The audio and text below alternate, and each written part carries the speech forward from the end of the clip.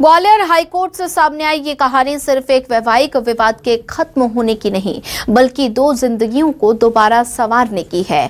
करीब 8 साल से विवाद में उलझे मूक बधिर दंपत्ति की मीडिएशन के जरिए रास्ता बचा और अब हाईकोर्ट परिसर में शुरू हुआ इशारा कैफे से दोनों आत्मनिर्भरता की नई शुरुआत कर रहे हैं। इसी पर हमारी ये खास रिपोर्ट देखिए।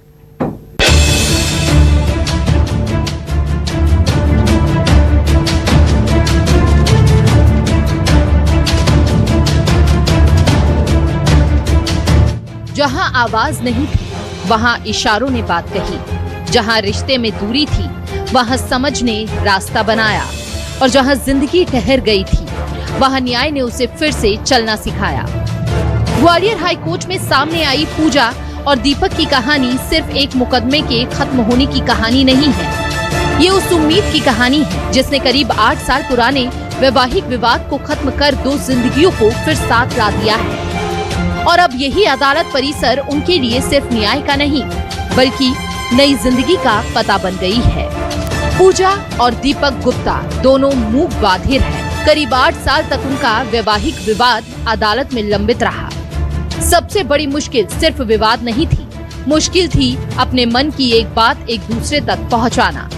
लेकिन मध्य प्रदेश राज्य विधिक सेवा प्राधिकरण की पहल ने इस मुश्किल को समझा और मामले को मीडिएशन के जरिए सुलझाने की कोशिश शुरू की।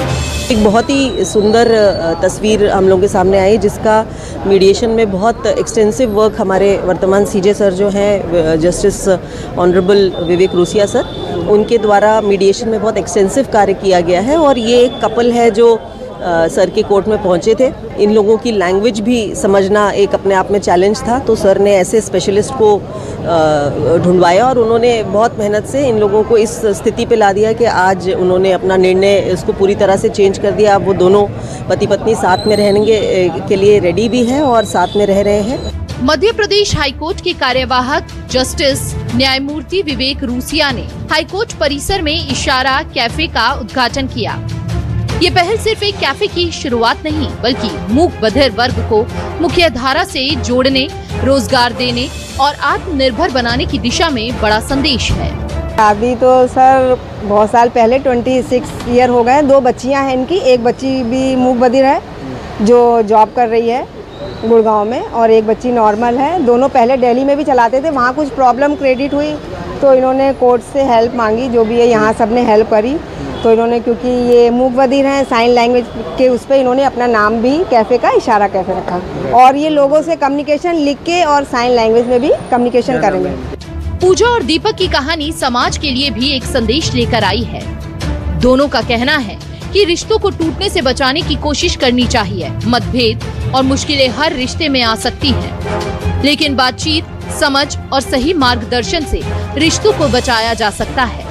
मैं बहुत हैप्पी हूँ, बहुत एकदम, मतलब पहला फर्स्ट चांस ऐसा कि मैं अपनी लाइफ में बहुत, जबलपुर से चीफ सर आए, उन्होंने हमारी पहले भी, और इंदौर में पुरोहित सर हैं, उन्होंने मेरी बहुत हेल्प करी। उसी की वजह से आज ये सक्सेस हुआ है। मैं बहुत हैप्पी, उनका बहुत सारा धन्यवाद। ये पहल ये भी बताती है कि न्याय सिर्फ विवाद खत्म करने का माध्यम नहीं है, बल्कि जरूरतमंद को सम्मान के साथ दोबारा खड़ा करने की जिम्मेदारी भी है। पूजा और दीपक का संघर्ष, फिर रिश्ते को बचाने की कोशिश और अब अपने पैरों पर खड़े होने का सफर समाज के लिए एक मिसाल है। अब इशारा कैफे में सिर्फ चाय नहीं परोसी जाएगी, यहाँ उम्मीद, आत्मसम्मान और नई शुरुआत भी परोसी जाएगी। क्योंकि जहाँ शब्द नहीं पहुँचते, वहाँ एक सही इशारा रिश्ता भी बचा सकता है और जिंदगी भी बदल सकता है। ग्वालियर से न्यूज़ 24 मध्य प्रदेश छत्तीसगढ़ के लिए कर्ण मिश्रा की रिपोर्ट।